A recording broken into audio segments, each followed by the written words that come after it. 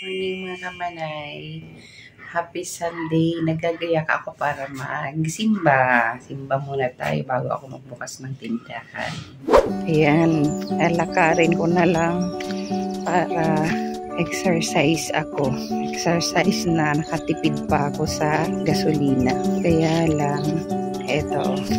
Umulan kasi kahapon kaya yung shortcut kong daanan dito sa amin ay maputik. Yan.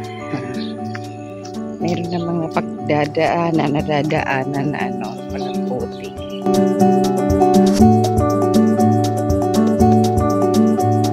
Parang hindi pa rin nga iinit ngayon kasi kulimlim pa rin ang paligid. Ang panahon ay makulimlim.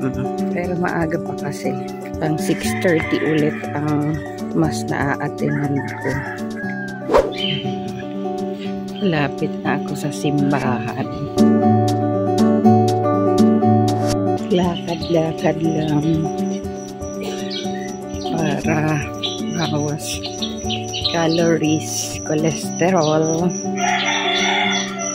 Kailangan nating mag-exercise para healthy lagi.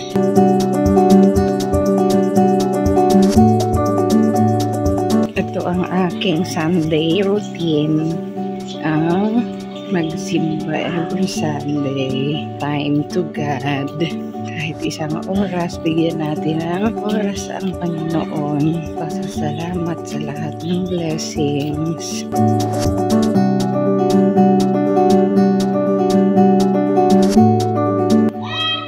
Yun ang high school dito sa lugar namin. Diyan din nag-aral ang aking anak. Ang aking anak nung high school na siya. Ako nga lang palang mag-isang magsimba kasi yung anak ko, naku, hirap gisingin. Tulog pa rin.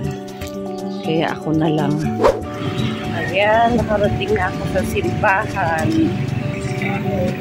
St. Martha Parish.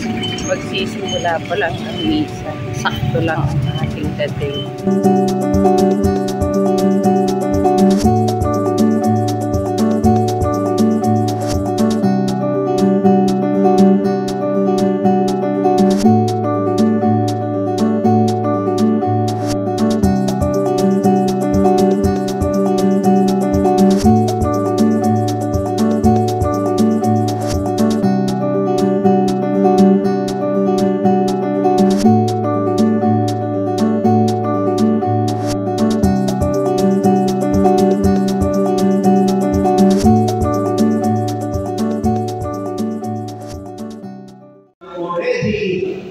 Beautiful. We were created by God Himself, and that is enough to make us beautiful. Ibigay natin muli ang nararapat para sa Diyos.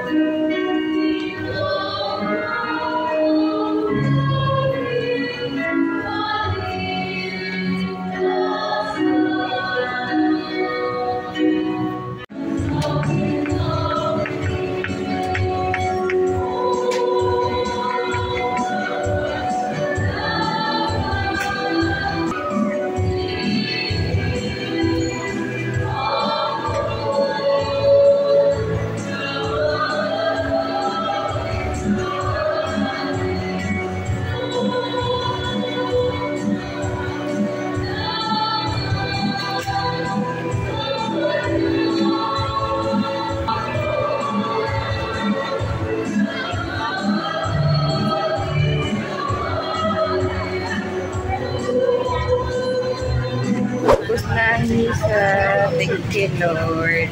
Salamat po, Lord. Pauwi na po. Hindi na ang ating Manay RV para magbukas na ng tindahan. Yan. Lalakad na ako pa uwi. Lumaan ako sa binibilihan ko ng mani kasi wala na akong panindang mani. Ubus na. Nahanap ng aking mga suki. Ayan. Ay! Nalaglag! Si Juliet. Nalaglag na lahat ang dala ko.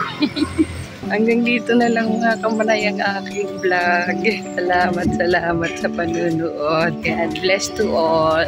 Pa-subscribe na lang po sa mga hindi pa dyan nakapag-subscribe. Pa-click na rin mga kamanay ang notification bell para lagi kayong updated. Salamat. Bye-bye.